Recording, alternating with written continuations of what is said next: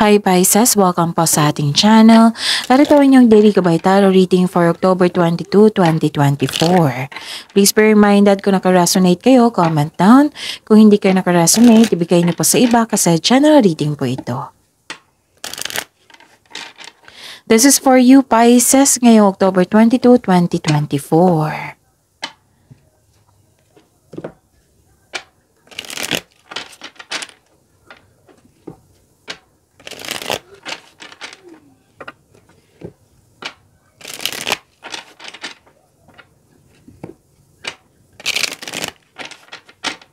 Para po ito sa inyo Pisces ngayong October 22, 2024. Maraming salamat po sa inyong patuloy na suporta at maraming salamat din po sa mga hindi nag-skip ng ads. Gamitin ang reading na ito bilang gabay lamang. Sa mga hindi pa nag-subscribe, subscribe na po kayo at click bell notification para malaman nyo na may bago tayong video. Para sa mga gusto magpa-reading po, may lumabas dyan sa screen nyo ngayon. Panoorin nyo po at sundin ng instruction. Calling the attention sa mga suki ko dito na Pisces. Open na po inyong Monthly Gabay Tarot reading for October 2024. May 6 months from now reading tayo at love life reading po. So message me Pisces for schedule. Maraming salamat po. Spirits Guide, mga ganap po para kay Pisces ngayong October 22, 2024. I need 3 cards po.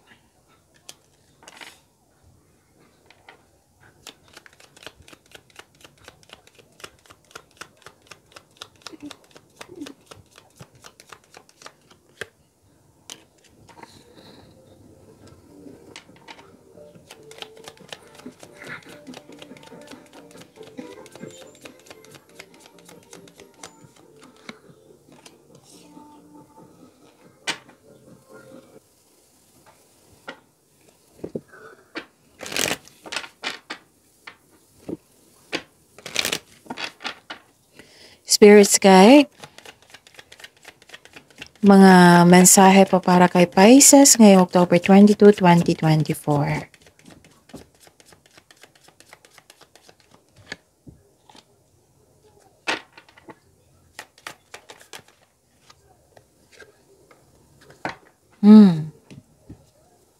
Okay.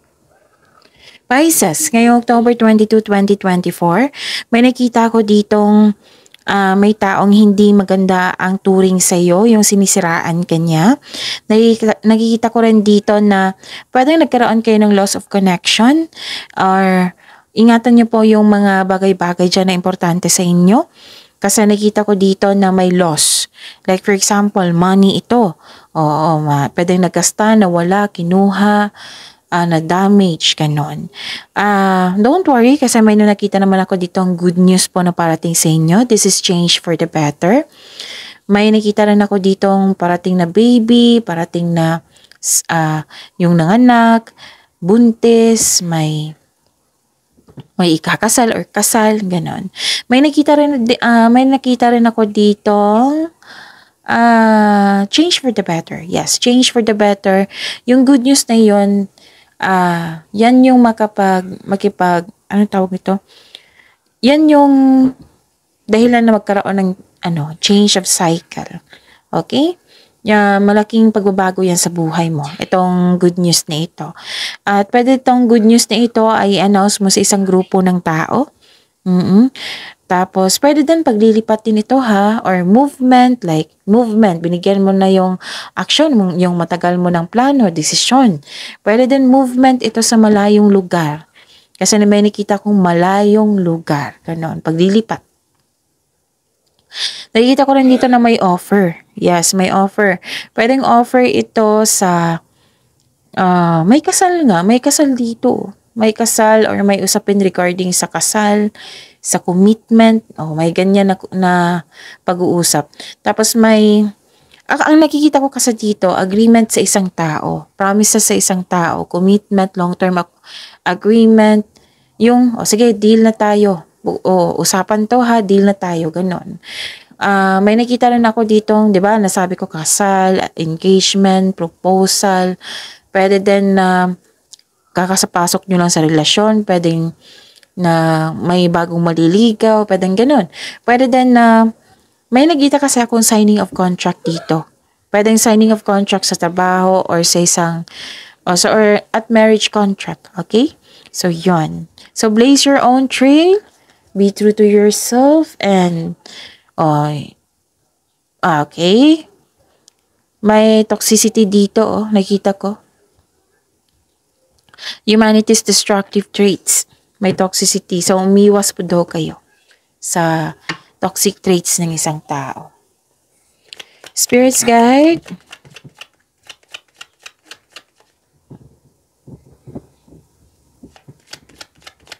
Ano po yung energy ni Pisces ngayong October 22, 2024?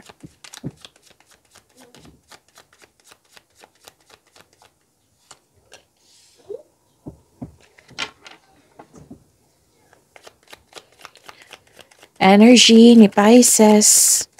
Clarification po.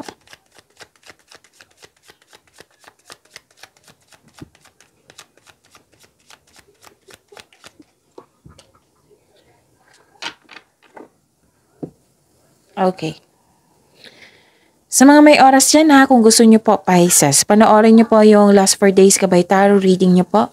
Like for example, napanood nyo ito ngayong October 22, 2024. Panoorin nyo po yung October 21, 20, 19, 18. Kung may narinig kayo or may nakita kayong repeating message, yung araw-araw na lang na pinupush yung mensahe ng cards mo, bigyan niyo po ng atensyon. Kung maaari po, bigyan niyo po ng solusyon at aksyon.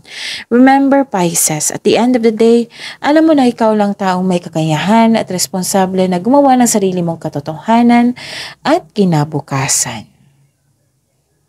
So, what's your energy? May away. May away. May concern dito sa taong irresponsable. May hindi nagkasundo. Nagkaroon ng disbalanse. Ang sabi po ng card niyo po dito, mag-save po daw kayo ng money. Control on overspending. Pwede din na wag kayong like for example, puro kayo overtime. So, kailangan nyo ng pahinga. Kailangan nyo ng time para sa inyong sarili at sa pamilya. Kasi nakita ko dito, buhos ang oras mo sa inyong mga ginagawa dyan. Buhos ang oras mo sa isang sitwasyon. Pagbabalansa ay kailangan. Okay? Yon. Ano pa? Nakikita ko dito. Ito nga. Ito nga, dalawang card na po nagsabi dito ha, na kailangan talaga ng pahinga. Nakikita ko dito, hard worker kayo, hard work, productivity, naging productive kayo sa mga ginagawa nyo ngayon. Nagkaroon ng movement, transition, this is the classification of your cards here. Dalawang card na nagsabi niyan ha, na may movement, may transition na magkaganap. Bagong kasanayan, kaalaman, at kaalaman. So this card reminds you kapag ginawa mo ang gusto mo, mamahalin mo ang ginagawa mo. Ang tagumpay sa kaperahan at seguridad ay produkto ng iyong pagsusumikap at desisyon at ang taas ng iyong tagumpay ay nasa iyo. So tagumpay ito ha, success, victory. So keep up the great work. Yung pagiging hard worker mo may resulta.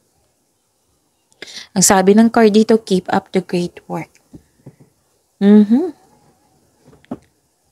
Hard work at dedikasyon sa inyong mga ginagawa dyan. Kung tungkol ito sa trabaho nyo, negosyo nyo, nakita ko ang financial prosperity dito. Patuloy mo lang magsumikap. Tapos, you're seeking clarity dito, Pisces. Parang nagre-research ka dito. Pwede din nag-aaral ka ng new skills para magamit mo para pandagdag income. Yan. Movement, puro movement dito. Spirits Guide, Career and Money po ni Pisces ngayong October 22, 2024.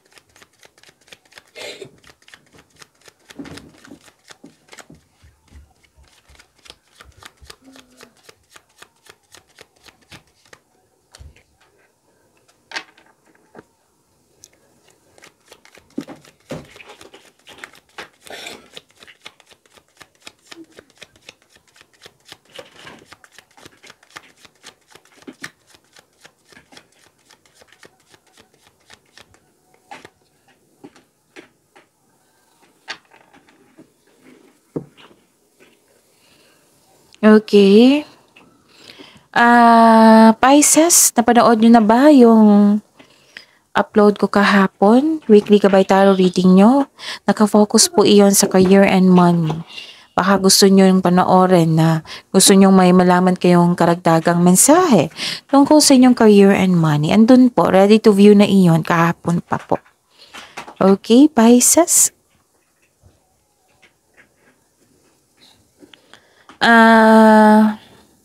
Okay. May concern kayo sa utang na hindi nagbayad sa inyo. Yung hindi siya marunong magbigay ng halaga, hindi siya marunong tumupad sa usapan. Pwedeng nagsisave ka rin ngayon kasi may bayarin, bills, or loan. Tapos, sabi mo unfair. So, it might be mas maraming naka-experience dito na may utang sa inyo na hindi nagbayad. So sabi nyo unfair. Ganon. So, pasensya na kayo sa ingay ha, na parang may tunog na bricks. Kasi may naglaro dito sa sa gilid ko na isang bata. Gusto niya ako makita so hayaan natin. Kasi maganda yung energy niyan, okay? Focus kayo sa mensahe para may makuha kayong gabay. And don't worry, nakafocus ako sa reading natin ngayon. Ano pa?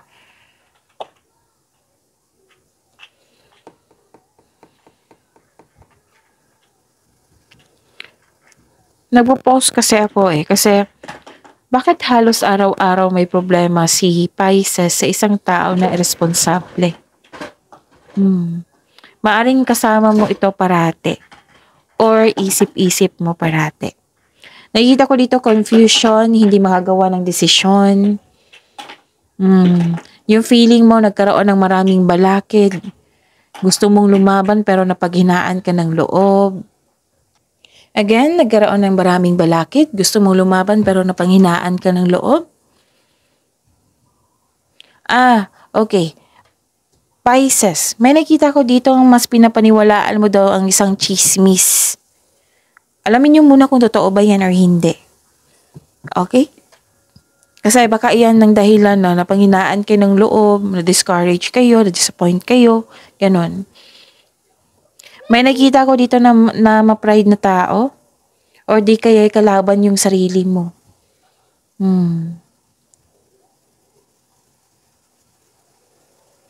Okay, may nakita ko dito na may tao na hindi nakikinig sa payo mo.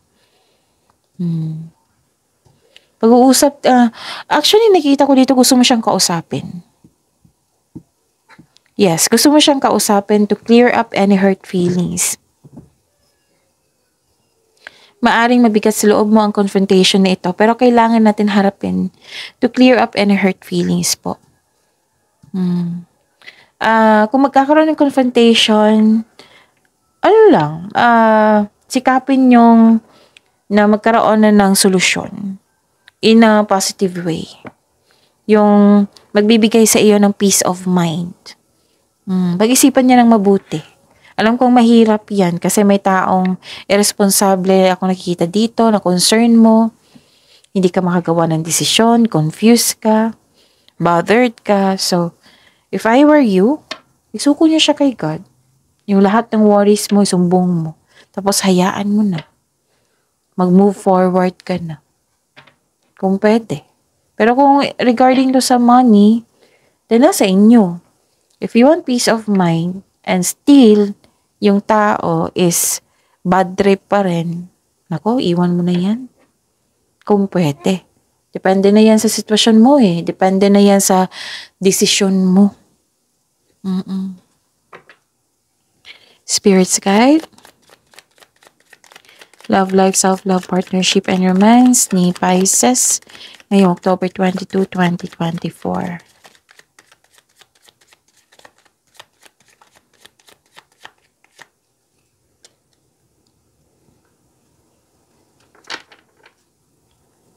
The clarification of this card po.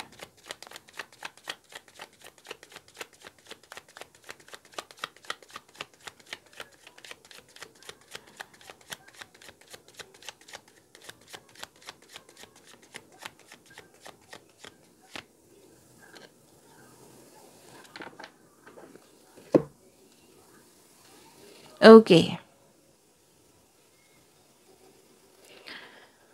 Maraming salamat po sa patuloy na tiwala sa suporta sa ating channel at maraming salamat din po sa mga hindi nag-skip ng ads. May lumabas dyan sa screen nyo ngayon, panoorin nyo po. Kung gusto nyo po iyan, then follow instruction. Okay. Actually, may success. Wow, this is success. Mahigit pa to sa success. This is victory. Recognition. Matibay ang inyong relasyon. Maaring may date kayo ngayon after ng masalimuot na di pagkakaunawaan ng kahapon. Sa mga single dito, handa ka nang pumasok sa buhay pag-ibig. May magandang balita na parating o may bagay na matutupad. May parating na good news. So, this is a clarification of your cards here. Diba? Sabi ko sa inyo, good news. Good news din ito. May parating na good news after, especially after a period of struggle.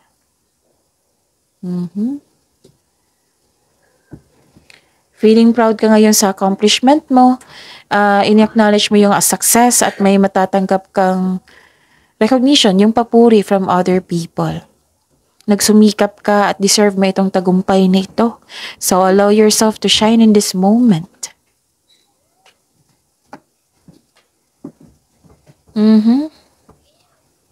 Yan, at least nagiging okay na kayo ha, magde-date pa nga kayo. May good news po is the good news is coming related to your home or personal life. Yes. So at least hindi delay. 'Di ba? Andito na. So nagkaroon ng victory, recognition, pagbalanse, pagkakaisa, nagkaayos. Yan nakita ko. Okay. This is good. Moving on from challenges. Kasi dati nahihirapan ka, parang nahihirapan ka sa nangyari sa nakaraan, nahihirapan ka magtiwala sa inyong sarili. Kailangan mo kasi mag-let go dito sa worries mo. Patawarin mo rin yung sarili mo. But now you are moving challenges. You are moving on from challenges. Dati nagkaroon ng toxicity, toxic traits. May nasabing hindi maganda. So ngayon, okay na. Pwedeng lumayo ka sa nag-decide ka na nagkaayos kayo or nag-decide ka na lumayo sa isang tao na nagbigay ng toxicity sa iyo, toxic traits. Lumalayo ka at the same time may nararamdaman kang takot. Bakit naman? Guarded ka na dito pero kailangan mo magtiwala sa inyong sarili dito, Pisces. Kasi nakita ko pa rin dito, nag-move forward ka, umiwas ka na sa taong toxic, pero may nararamdaman ka pa rin na takot. So you have to release this fear. And guarded ka na. Kailangan mo talaga i-process to. Kasi nakikita ko dito, you have your freedom, pero may fear ako nakikita. So, ang sabi ng card dito, focus kayo and have faith. I-release mo yung nararamdaman mong negativity, palitan mo ng positibo na ma-motivate ka ulit.